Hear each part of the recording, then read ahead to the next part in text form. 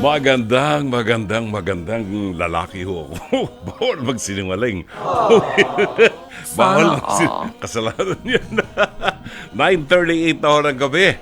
Kumusta po? Happy Esther. Happy Esther. Yung mga may pangalang Esther. Yan, di ba? Paano nyo pinalampas ang Paschal Triduum. Ang Paschal Triduum ay yung Monday, Thursday, Good Friday, and Black Saturday. Ang sarap ng feeling pag Sunday na, di ba? Yung feeling natin na something is missing. Something is missing in the masses. Parang walang gloria, walang luwalhati, parang tahimik, walang bells and everything, di ba? Bumalik yan nung Sunday evening. Actually, hindi. Black Saturday, yung Easter Vigil. Welcome ho sa programang Dr. Love Radio Show. Kasama niyo, Brother June Banaag. Hanggang alas 11 ng gabi, napapakinggan po tayo sa 92.3 Radio 5 True FM sa buong Mega Manila at sa kabuuan ng bansang Pilipinas sa iba't ibang mga isla at lalawigan, iba't ibang himpilan po na nagke-carry ng ating signal sa Luzon, Visayas at Mindanao.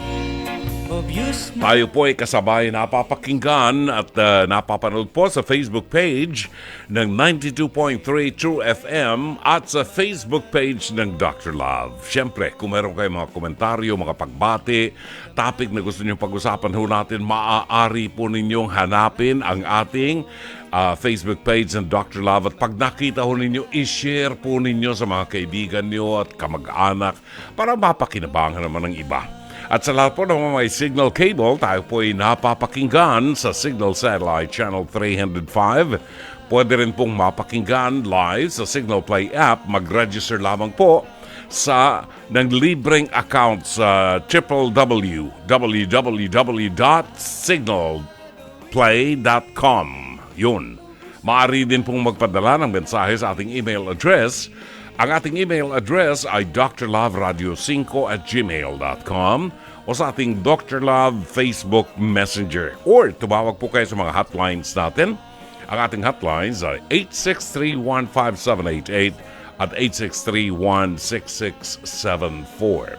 9:41 ng tungpak na oras. Pagbabalik, ihatid ho namin sa inyo ang mabuting balita ng Panginoon ngayong araw na ito ng Lunes, first day of the month of April Fool's Day sa ating pagbabalik.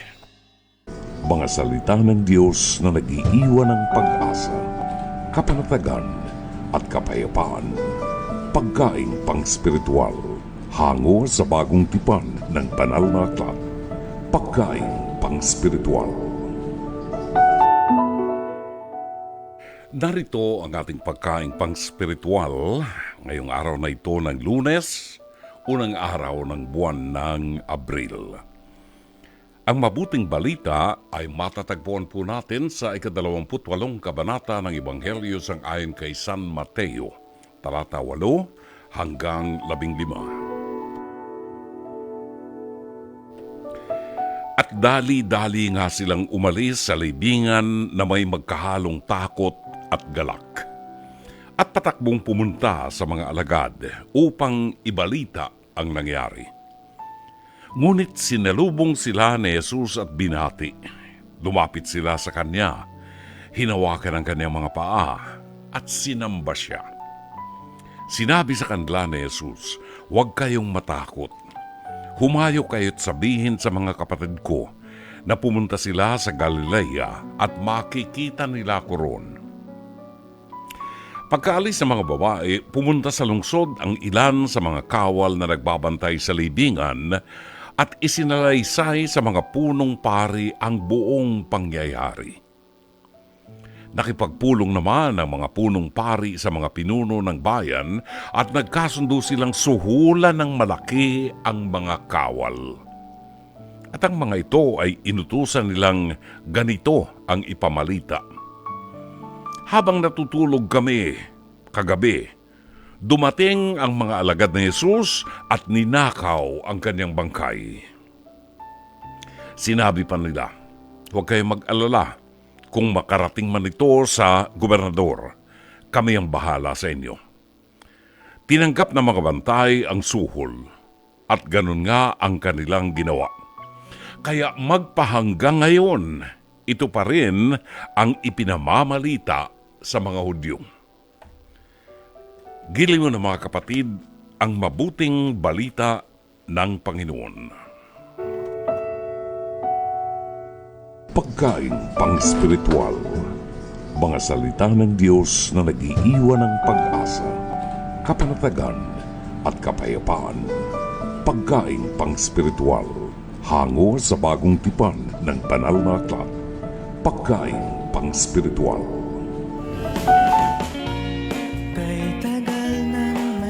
Lunes ng gabi, magandang gabi sa ating mga kaibigan dyan po sa Davao City. Ang ating mga barkada dyan, sina Julie Singkay, mga barkada natin, matagal na natin barkada yan. Julie Singkay, si Mami Lorlene, at saka si Amadeo Giorgio Gonzalez ng Davao City. Magandang gabi at happy listening sa inyo. Diyan sa gawin ng Cebu, ang kaibigan natin si Letty Comendador ay nakatutok din po sa ating programa. Magandang gabi at maraming salamat po sa inyong lahat, no? At dito sa Metro Manila, ang Tres Marias ng Dr. Love, si Mariví Viola, si Elizabeth Villa Gonzalo at si Myra Bulisaili. Ewan ko kung itong tatlong ito ay lumabas ng bansa o lumabas ng Metro Manila. Yun. Yung kumari natin, si Kumaring Zenny Dayang Hirang, magandang gabi at happy listening. Si kaibigan natin, si Zenny Raimundo, na magdaraos ng kanyang kaarawan ay binabati natin ng advance happy birthday. Si Engineer Mercy Santos ng Pasig City, magandang gabi at happy listening. Today is April 1, ngayon ang kaarawan ng ating kaibigan, isa sa mga trio tagapayo, si Attorney Lorna Kapunan. Happy birthday, Attorney Lorna Kapunan. May you have many more and more blessings to come. Napag-uusapan ho natin ang trio tagapayo. Ito ho ang episode ngayong umaga sa Face to Face na mapapanood po everyday, Lunes hanggang Biyernes, alas 11 hanggang alas 12 ng tanghali, dyan po sa TV5, no? Mapapanood din po ito sa replay alas 8 hanggang alas 9 ng gabi sa Signal TV 1PH Channel 1. Ang ating pong episode ngayong gabi ay pinamagatang My Playboy Tomboy. Wow! Ginagamit pa ba yung salitang tomboy? Baka ma-offend na sila. My Playboy Tomboy ang ating episode. Alamin ho natin kung anong kasaysayan nitong playboy na tomboy na ito. Panoorin natin.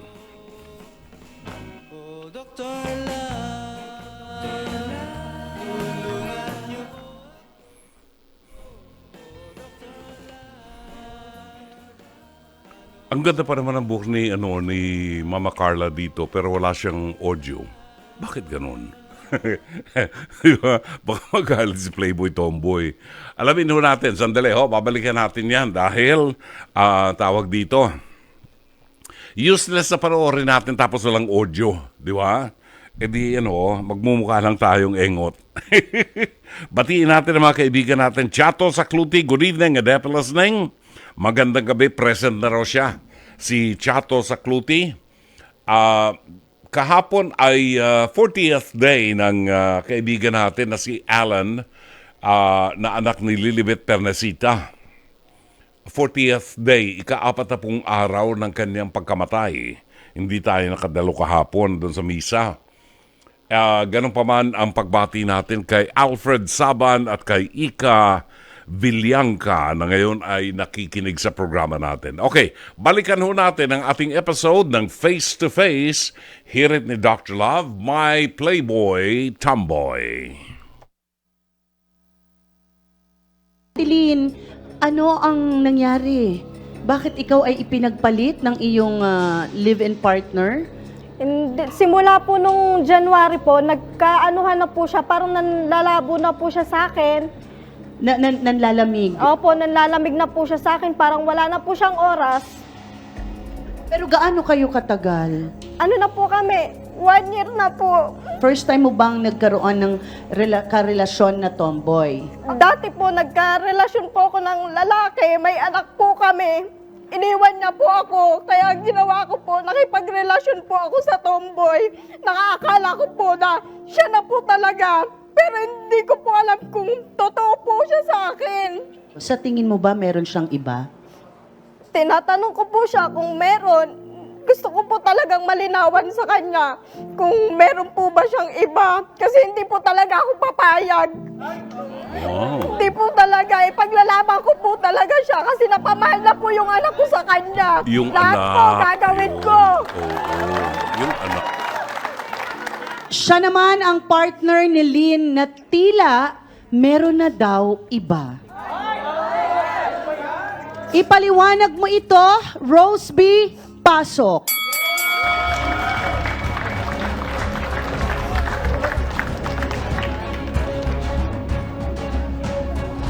Rose B, diretsahang tanong.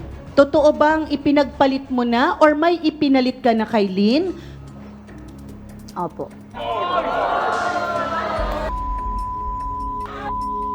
Lahat ginawa ko sa'yo! Lahat ng pagmamahal binigay ko! Bakit ganito ginagawa mo sa akin? Kailan kayo huling nagkita, Rose B, ni Lynn? Nung bago mag-Valentine's po, What happened? Kasi may dahilan eh. Bakit nabaling ang pagtingin mo sa iba? meron po akong bagong katrabaho na siya po yung pinalit ko sa kanya. Parang nawalan ako ng gana sa kanya. Kasi nananakit siya, apanakit siya. Sinungaling ka! Sinungaling ka! Lahat binigay ko! Bungangera, katulad ng paano? Kaya pag late ako mo, galing sa trabaho, bubungangain niya ako. Saan ka galing? Sino naman kasama mo? Yung po pinag-iinalaan niya po talaga ako. Kaya Kasi nga, totoo! Totoo ang ginagawa mo! Dahil noon, hindi mo yung ginagawa. Umuwi ka sa tamang oras! Nag-update ka sa akin kung nasaan ka na, kung pauwi ka na. Ngayon, wala na! Kaya nagduda ka na, Lynn. Opo, simula po noong January yan. Bakit ka naiiyak, Rose B? naawa lang po ako sa kanya. Medyo nalalabuan ako, naawa ka pero hindi ka nagsabi ng totoo. Kung hindi mo na mahal ang tao, pwede mong sabihin. Madali sa ating sabihin yun, pero sa totoong buhay, mahirap talaga. 'Di ba na sabihin, kasi maawa tayo, yun eh. Madalas nagsistay ang awa kesa sa pagmamahal. Minsan natatapos na lang ang buhay niyo mag-asawa dahil awa na lang sa isa't isa. 'Di ba wala na masyado yung love or nakasanayan na pag-ibig, ay na pagsasama. Rose B, bakit, sorry marami akong bakit, kasi nagtataka ako, doon sa pinagsamahan niyo ni Lynn, ano ang nagpabago ng pagtingin mo sa kanya? Ano yung nagpawala ng pagtingin mo sa kanya? Yung madalas niyang pagbubunga Pagbubunga nga, naingayan ka, nananakit, Lynn? Hindi po totoo Tapos yan. pinag-inalaan niya po ako. Sinungaling po Nung yan. magkapantalang Simula po wala nung pa nagluko naman siya. nung time Yan na na yun. po ang sinasabi niya. Nananakit ako kahit hindi naman totoo. Okay, so totoong nananakit, hindi. Totoo po. Eh, pero hindi niya po inaaminin Sinungaling dito. ka! Hindi niya po Kasi nga, aaminin. naglolo ko ka na! Naglolo ko ka na! Alam mo yun sa sarili mo kung totoo yung sinasabi mo, Alam mo hindi. kasi yan, ikaw ang ano! Wala kang hindi alam mo ka sarili amin. mo Hindi kung ka ano yung amin. Kasi ginagawa marami mo! nakakarinig sa'yo. Alam mo yung ginagawa mo! Marami nakakarinig sa'yo kaya hindi ka amin sa ginagawa mo kung ano yung mali mo. Kung bakit kita pinagpalit sa iba. Alam mo kung bakit! Kasi naisip nga, mo na ganun yung ganyan. ginagawa mo sa akin, di ba? Okay, ang nangyari ay hindi kayo nakapag-usap bago nangyari itong mga bagay na ito. So, aayusin natin kasi minsan mahirap, Ate Lynn, ipilit ang sarili sa taong hindi ka na kayang pakisamahan.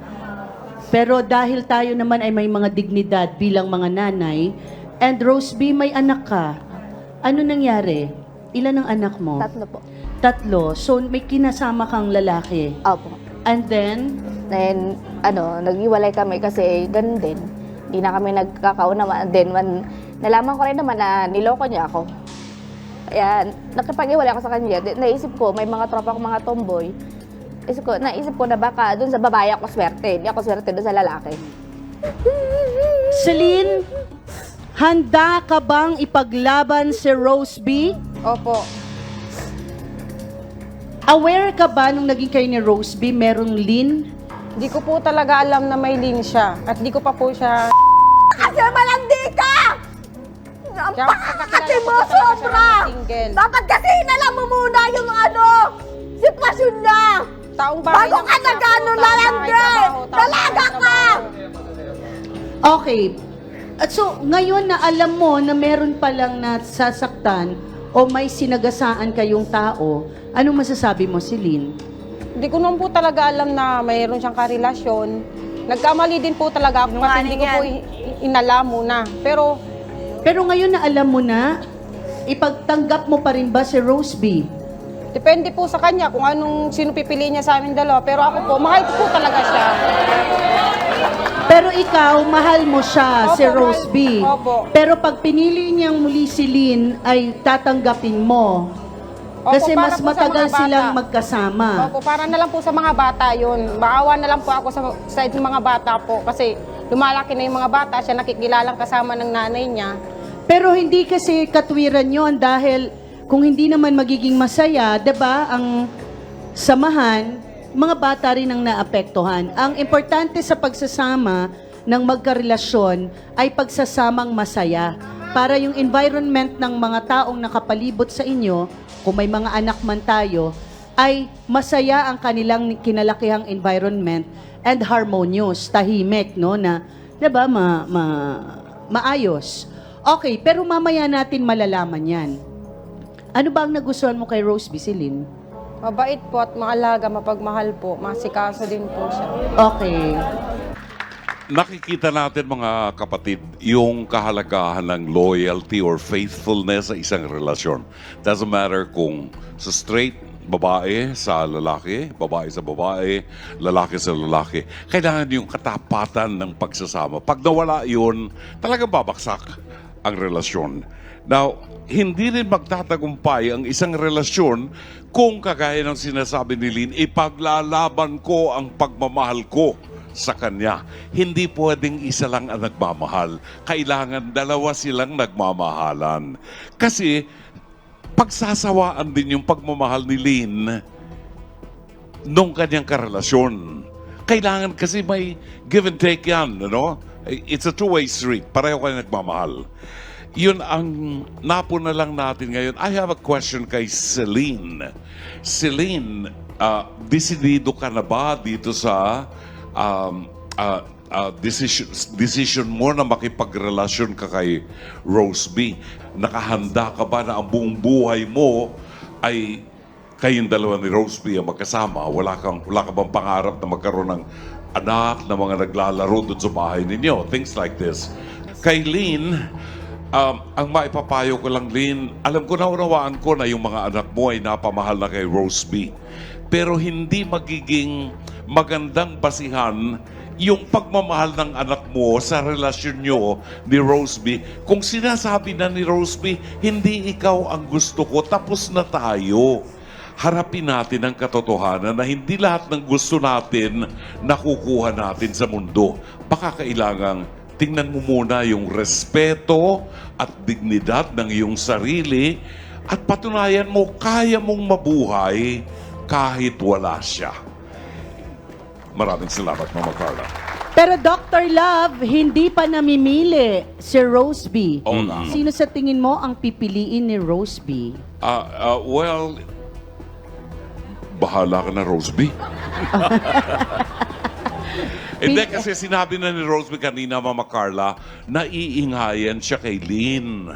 So, isa yun siguro sa mga dahilan kung bakit siya umaatras na kay Lynn. So, that will teach Lynn a lesson sa kanyang pakikipagrelasyon in the future, kung meron man, to, trim down a little at medyo konting tahimik para mas maganda ang buhay natin. Okay, Dr. Love. Ayaw mamili ni Dr. Love. Mahirap po. Sinabi na ni Roseby. May katwiran si Roseby, ho. Sa isang relasyon, kung inyong napanood itong si Lynn, kung ganyan ang makakasama mo sa bahay, umaga pa lamang, talagang nagsusumigaw na, talagang masakit sa tenga, hindi rin ako tatagal pag ganyan ang aking karelasyon. Una, wala namang kasing kasal. Hindi naman sila kasal Di anytime po pwedeng bumitaw. Di ba? Anytime po pwedeng bumitaw. Kasi hindi pwedeng ikasal yung parehong babae. Anyway, miski anong tingnan mo, miski anong anggulo mo tingnan, parehong babae yan. Sorry ha. Huwag sasama loob. Pero hindi ko po pwedeng tanggapin sa sarili ko na porque sinabi mo lalaki ka, maniniwala na akong lalaki ka. Hindi, meron tayong pinagbabasihan dyan. Hindi nga sila kasal.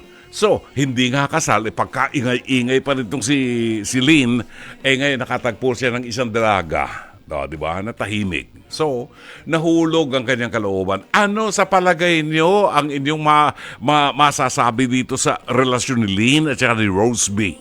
Maaari kayo makapag-ugnayan po sa atin. Pwede kayo magpadala ng inyong mensahe sa ating programa sa ating Facebook live stream, sa Facebook page ng Dr. Love or sa FB Messenger ng Dr. Love, o pwede kayo tumawag sa 863-15788 at 863-16674. Pagbabalik po natin ang ating news break, ganap ng alas 10:02 ng gabi. Ganap ng 14 na minuto makalipas ang alas 10 ng gabi. Tayo po ay nasa pangalawa at uling bahagi na ng ating palatuntunan. Mamayang 10:30, huwag po ninyong kakalimutan, meron tayong liham kasaysayan at tatalakayin. At sapagkat Lunes ngayon, sapagkat Lunes po ngayon, meron tayong panauhin. Pero doon kay Joff ng Kainta. Nagtatanong si Joff ng Kainta, atin daw sagutin ang kanyang katanungan, anong koneksyon ng mga rabbit sa Easter? Bakit daw mayroong mga rabbit sa Easter? Anong koneksyon yan? No? Mamaya po, pagbabalik natin, bibigyan daan muna natin ang ating panauhin, ang ating spoken word artist bilang pagsuporta po natin sa mga Pilipinong kabataan na may iba't ibang mga talento. Ito ay kagagaling po ito ng Ilocos Norte hata, if I'm not mistaken. Hindi ko alam kung may uwi itong bagnut. Yun ang iniintay ko Bagnut. Kahit ako na lang magluto.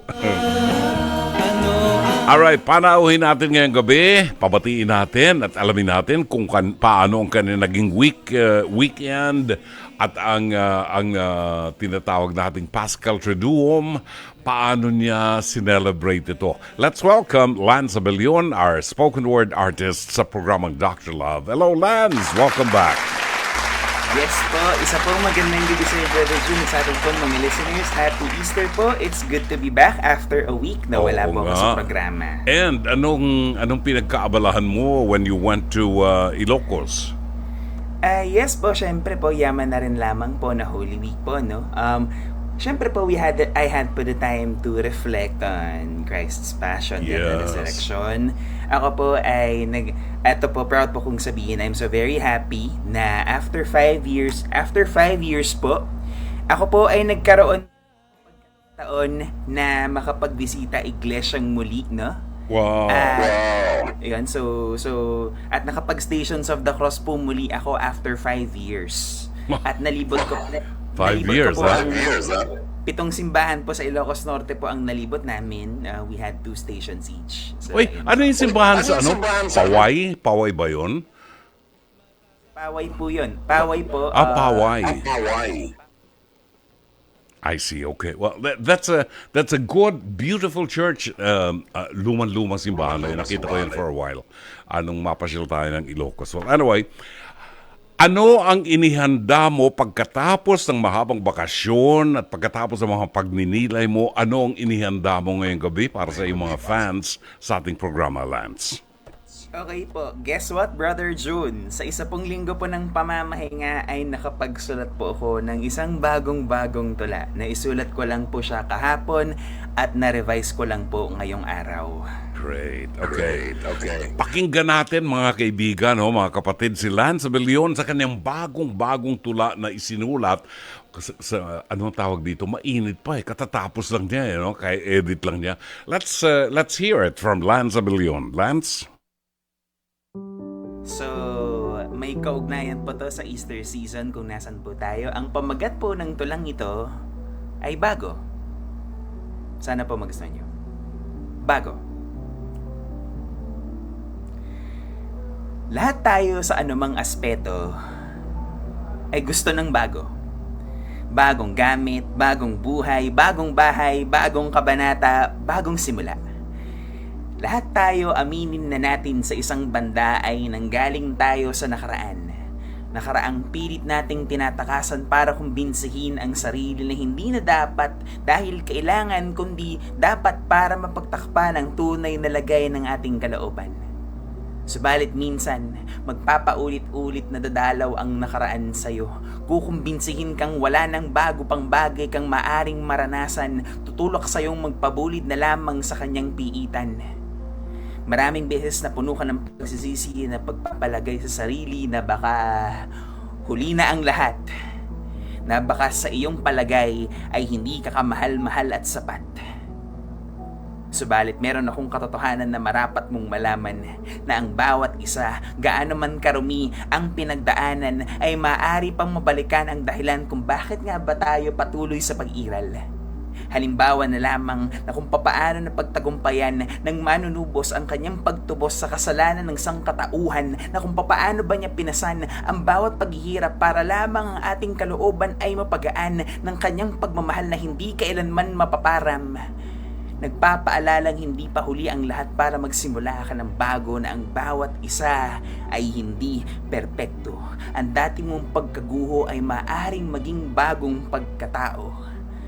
Maaari ka pang makabalik sa daang una mong nilakaran.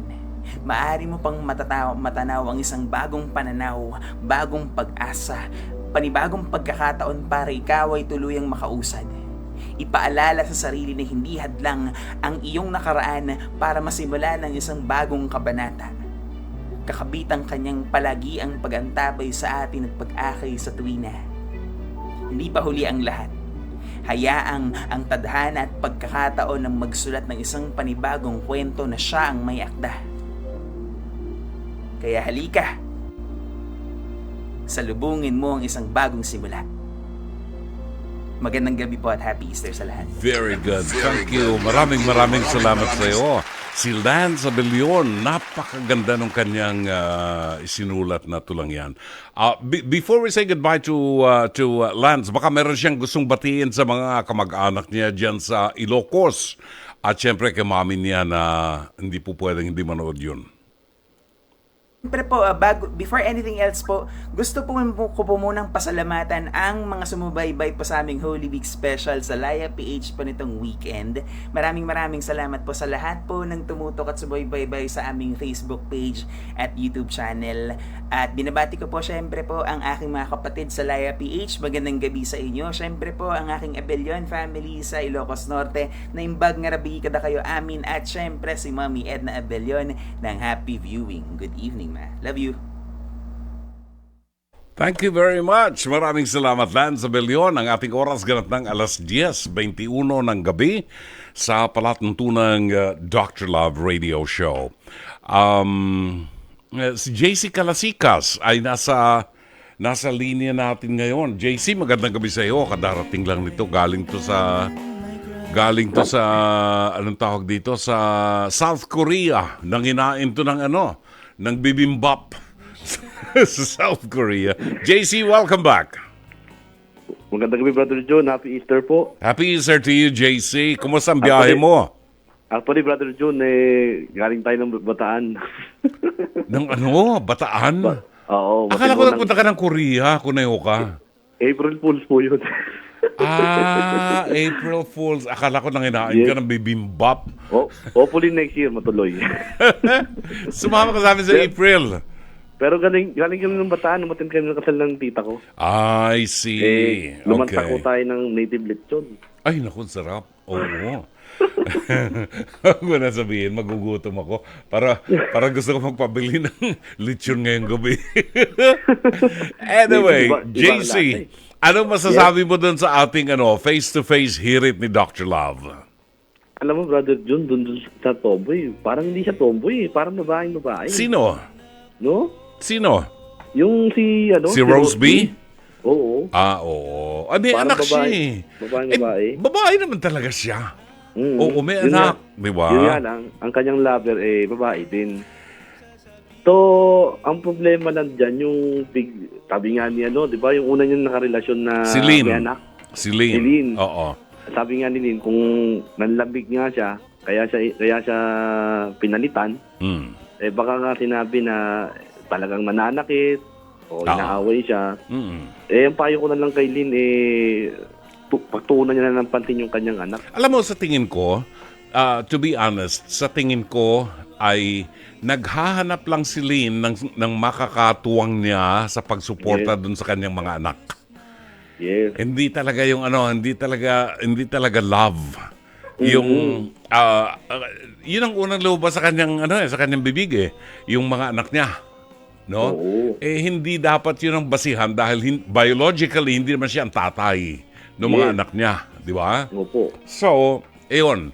At saka, ito ang isang problema, JC. Sa isang relasyon, kapag ang karelasyon mo maingay, kagaya ng boses ni Lynn, ewan ko, baka sa akin lang yun, ha? Hindi ako tatagal pa ganyan ang kasama ko. Kung yan ang kinakasama ko, talagang iiwan ko. Talaga. Ano maipapayo mo kay Lynn at saka kay Roseby? Sa tingin ko, hindi naman siguro mawawala yung pagkakaibigan, no? Kahit na may ayaw na ni Roseby. Ayaw na Sana man lang yung pagiging friendship nila, pagiging kaibigan nila, nandiyan pa din. Bilang alang-alang na nandun sa anak ni Lynn, na siya yung naghahanap siya yung mahanap dun sa minahal niya, parang tinuring niya ng kapamilya o parang mga anak niya. Tatay. O parang anak niya. So, yun na lang kasi parang habang tumatagal kung si Lynn gusto pang maghabol kay Roseby, wala rin mangyayari dahil si Roseby nga may iba na. Inamin naman niya. Yun. Inamin naman niya. Yung bago niyang karelasyon, sino po yung brother Jun? Oo, yung girl. Oo, yung girl. Yun. Dalaga pa. I believe, hindi ako naniniwala na hindi niya alam na merong karelasyon si Roseby na nauna. Oo. Minsan kasi nililihim para, minsan naglilihim Pagka naglihiman pa kayo, paano pa magtitiwala sa iyo someday yung karelasyon mo kung inililihim mo sa kanya? Dapat bukas ka, open ka. Yes. Ba? Dapat kung makipagrelasyon, dapat alam ng partner mo, alam ng dapat open kayo sa nakalatag ang cards mo para alam niya, di ba? Kahit nga sa messenger, brother, dapat alam ng partner mo sino makausap mo. Exactly. Oo. Yan. Hindi pwedeng naglilihim ka, baka may kausap kang iba. Oo. Ayun. Anyway, sige. Maraming salamat sa iyo, JC. Maraming salamat, brother Jun. Thank you. Ulit, brother Jun. Anya nga sa'yo, kamsamnida. na April Fool's Day ako ni JC. 10:26, sabi ni Greta Arce, Dr. Love, atupagin na lamang niya mga anak niya. Mabubuhay sila kahit wala ang tomboy. Tama ng relasyong ganyan. Bigyan ng mabuting view ang mga bata. Hindi normal tingnan sa mga babae, sa dalawang babae magkarelasyon dahil may mga bata. Sabi niya, okay lang kung walang mga bata. Hindi ako agree, masama sa mata ng mga bata. Yan ang opinion niya. Si Lina ho naman, sabi ni Lina, ganyan po talaga ang hindi totoo na mag-asawa. Madali silang magsawa. Madali silang, magpalit ng relasyon. Hindi sila totoo na nagmamahalan. Dahil ang totoo nagmamahal ay walang dahilan kahit sino ka man.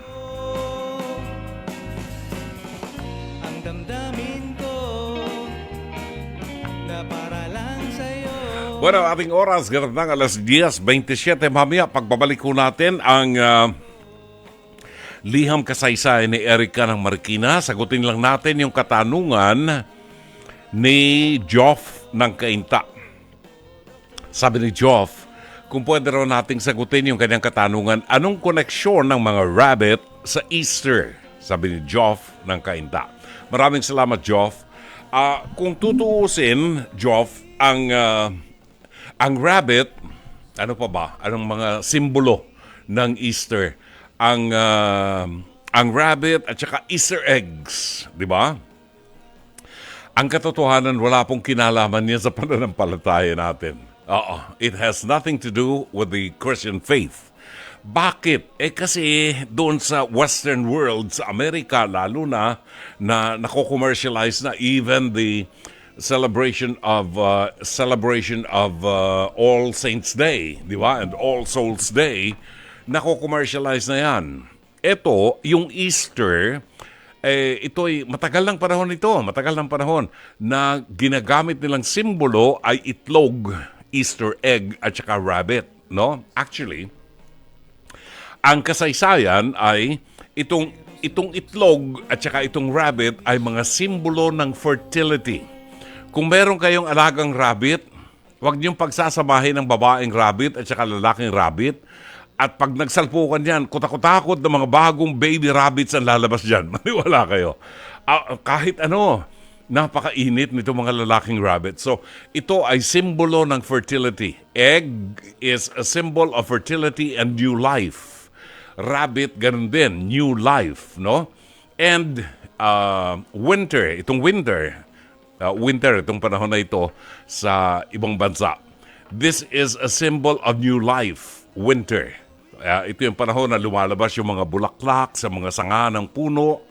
And when we speak of the resurrection of Jesus, Easter, the resurrection, this is a new life. Ayon, ang bagong pagkabuhay na maguli ng ating Panginoon. So, doon sa mga negosyante, kinakabit nila yung Easter egg at saka rabbit na yan sa Easter. Pero ang katotohanan sa pananampalatayang Kristiyano, wala hong kinalaman ang rabbit na yan. Okay?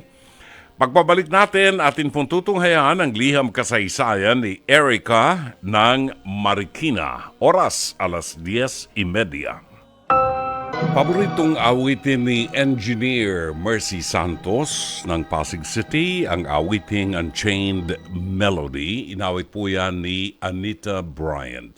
Normally, Brothers 4 yung ating madalas na papatugtog. Pero yan po inawit ni Anita Bryant.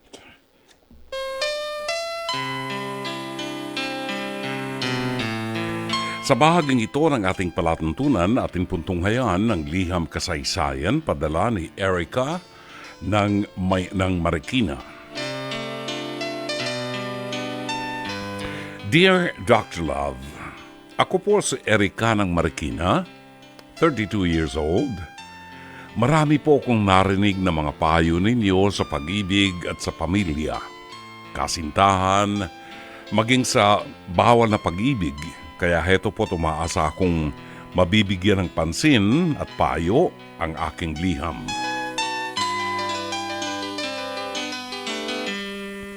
Dr. Love, gusto ko rin po sanang ilapit ang kinakaharap ko ngayon. Gusto ko po sanang itanong ang inyong pananaw pagdating po sa love spell. Mayroon po kasi akong kawork na talaga namang mahal na mahal ko po as in. No boyfriend since birth po ako. Pero nang makilala ko siya, wala po akong ibang hinangad kundi ang mahalin siya at mahalin din ako. Ilang taon ko na rin po siyang palihim na minahal. Yun nga lamang po, ngayong taon, nalaman ko pong magre-resign na po siya sa aming work at pinili na lamang po niyang mag-abroad. Narinig ko pong naghihintay na lang po siya ng kanyang visa. Kaya naman po, nangarag ako. Hindi ko po alam kung anong gagawin ko.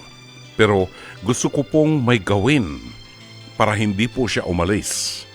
Hanggang sa napayuhan po ako ng isa kong kaibigan, gamitan ko raw po ng love spell. Ipinakilala niya po sa akin ang kakilala niyang marunong gumawa at magdasal para doon. Kinausap ko na po siya ngayon pero hindi pa po sinusunod ang kanyang mga pinagagawa. Kahit pa paano po kasi nagdadalawang isip ako at hindi po ba ito masama? Kahit na pagmamahal naman po ang dahilan kung bakit ko gustong gawin ito. Gusto ko po sana marinig mula sa inyo, Dr. Love, kung itutuloy ko pa po ba o hindi na. O nga pala, Dr. Love, counting backstory. Umamin na po ako doon sa lalaking mahal ko tungkol sa nararamdaman ko. Pero nireject niya po ako noon. Kaya palihim ko na lamang po siyang minahal simula noon. Maraming salamat at umaasa sa inyong payo, Erica ng Marikina.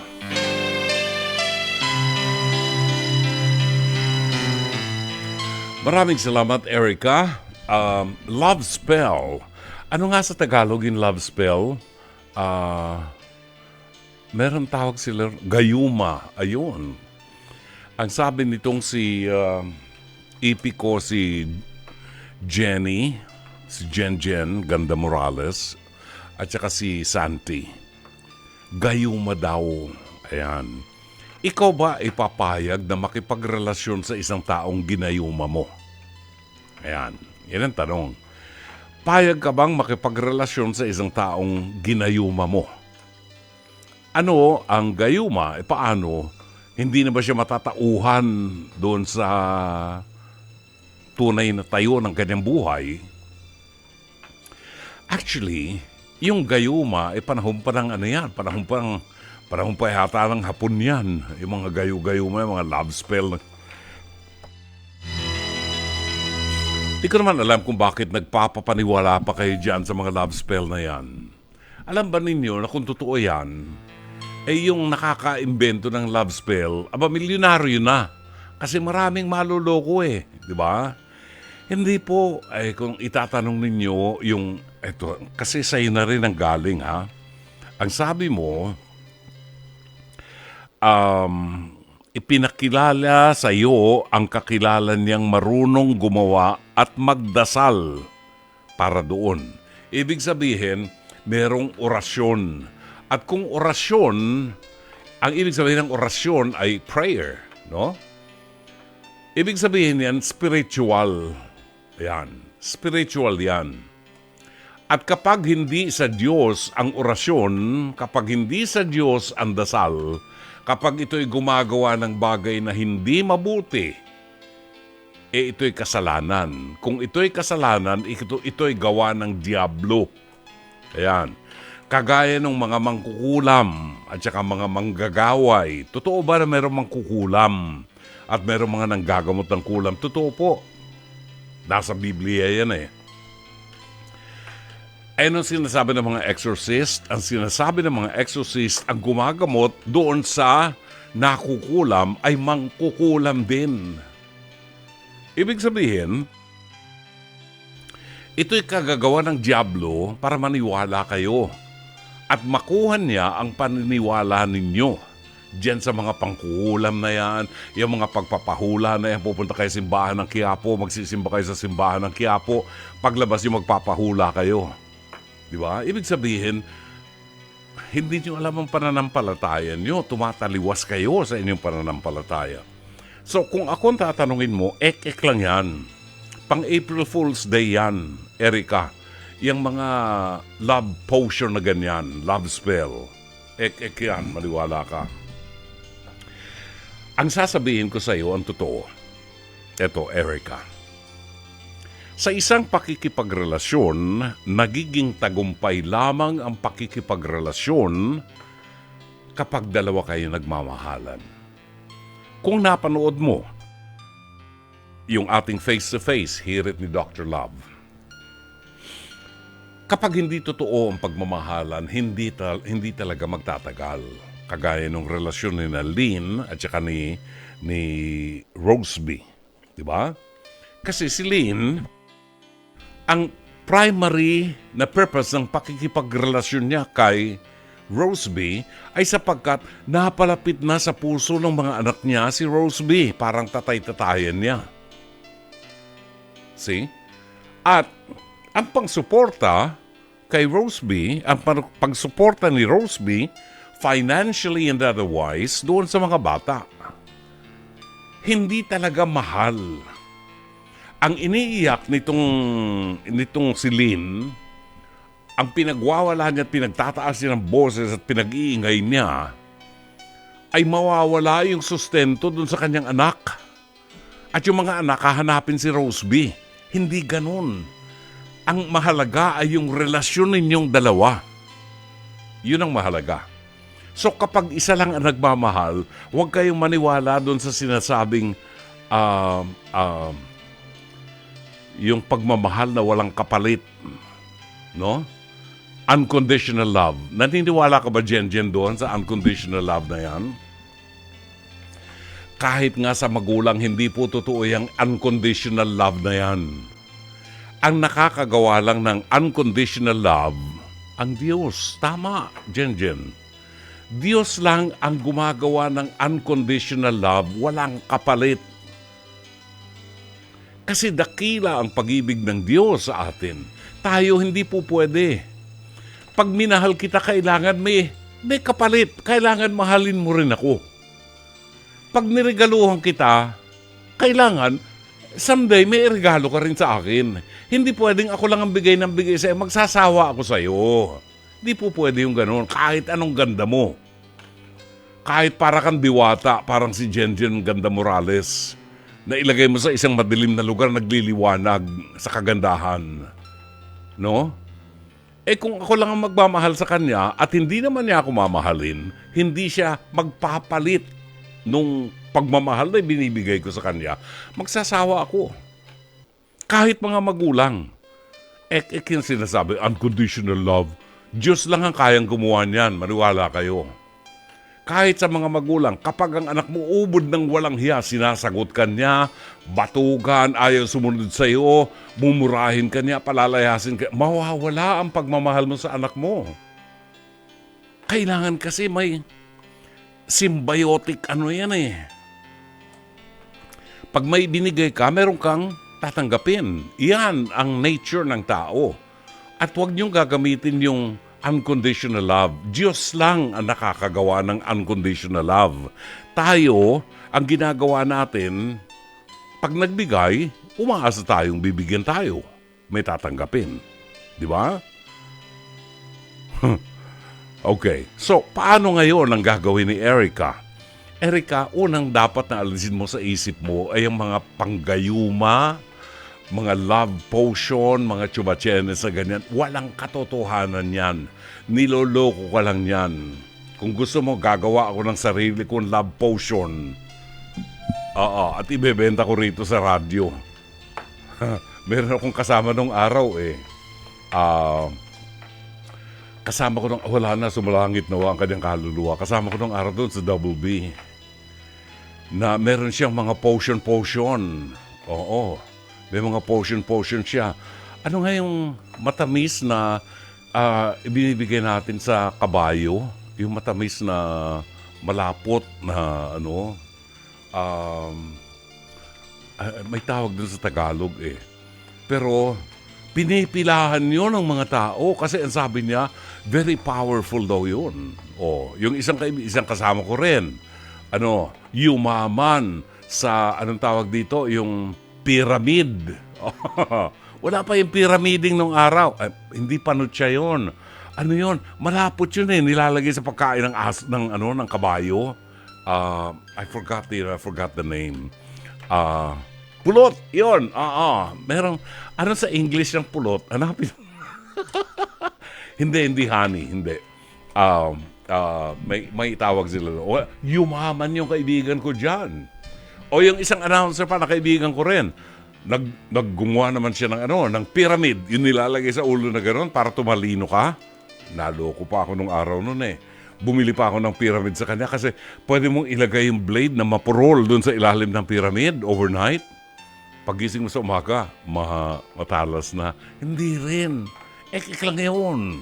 Kaya huwag kayo magpapapaniwala dyan sa mga tinatawag na love spell and love potion na ganyan. Wala yan.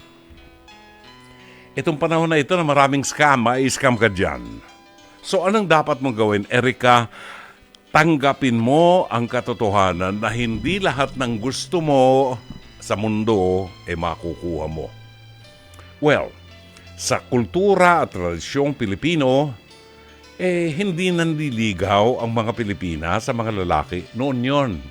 Itong mga panahon na ito, ang mga babae ngayon, pag talagang love na love niya ang lalaki, nagsasabi yan, nagpaparamdam. And there's nothing wrong with it. Nagpaparamdam. Kasi mahal nila eh. At yun ang ginawa ni Erica. Sinabi na niya doon sa lalaki. Kasi yung lalaki may planong mag-abroad. Di ba?